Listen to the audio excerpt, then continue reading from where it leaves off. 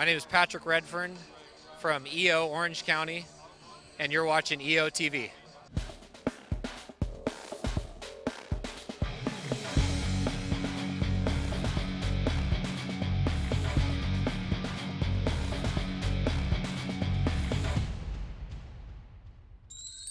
Hi, and welcome to EOtv. I'm Randall Mauricio. And I'm Terry Apostle. Who says you have to be rich to sail? Definitely not EO San Francisco member Anthony Sandberg. He's actually denied the idea for more than 30 years now, and by simply teaching the sport to just about anyone, he now navigates a thriving business. In this member spotlight, we take a look inside Anthony's business, OCSC Sailing in San Francisco, California, USA. Take a look. Hi, my name is Erica Mountain, and I'm standing here with Anthony Sandberg. Anthony, could you tell me a little bit about your business? Yes, thanks. I own the nation's largest sailing school. It's based in San Francisco Bay. We have 50 yachts and 85 employees. Our core business is teaching sailing, renting boats, and then with those skills, our clients go with us all over the world to Tahiti, Greece, Caribbean, Antarctica, and sail with us. So are you a sailor yourself? I am. Since childhood, my family comes from Norway. And so when you want a Norwegian, maybe a surgeon, but certainly as a sailor or a skier, we're a good choice. So I'm guessing that is how you developed this business. Well, that's right. I grew up in Hawaii. I sailed across the Pacific when I was 16, raced in college. But my core message was I wanted to reinvent the sport of sailing.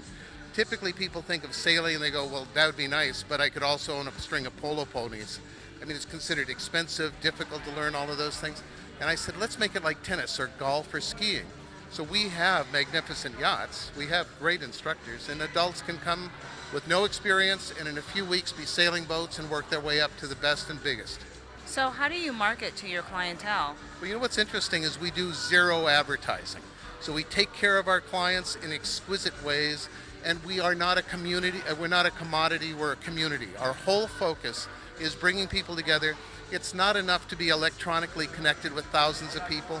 So our belief is it requires eye contact and handshakes and hugs. And if we can pull people together, so we have movies, lectures, dinners, parties, cruises, and I hold salons on all kinds of topics every month.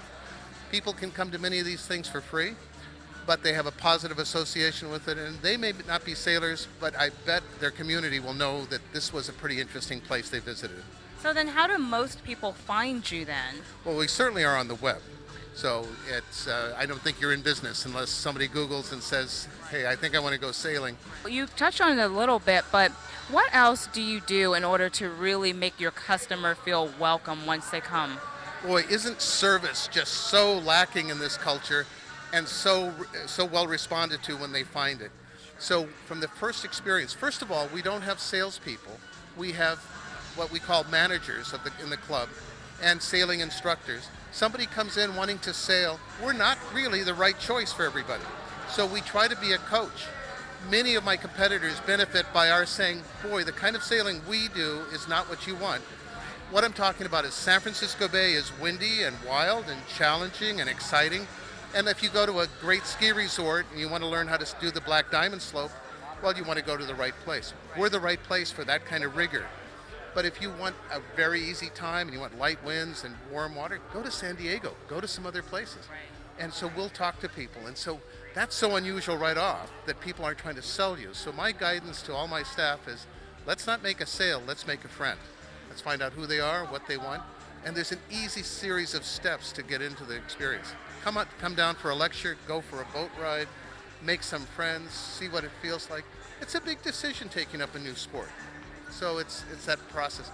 It's a slow growth experience, but it's a strong growth where many of our clients have been with me 25, 30 years. So really, we're talking about friendships there.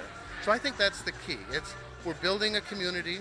We're looking to be a good citizen throughout the experience. So good for our town, good for the employees that work there, good for the people that work there. So is there anything else that you would like to tell entrepreneurs about yourself or about how to live out that passion and adventure in their lives? One of the things I would tell them is I've learned that taking time off is so important for the health of my company. And in the first 10 years, I knew I had to grind and be a micromanager and learn and do everything. Now I take months off every year, so does my business partner. And that has allowed our staff to feel like they're responsible, certainly when we're gone, and it's a huge difference in the company. So it's really developed some strength, and it also shows trust, as opposed to all decisions having to come through me. So take more time off, have more fun. And many thanks to you, Anthony, or as they say in Norway, tusen takk. Nice.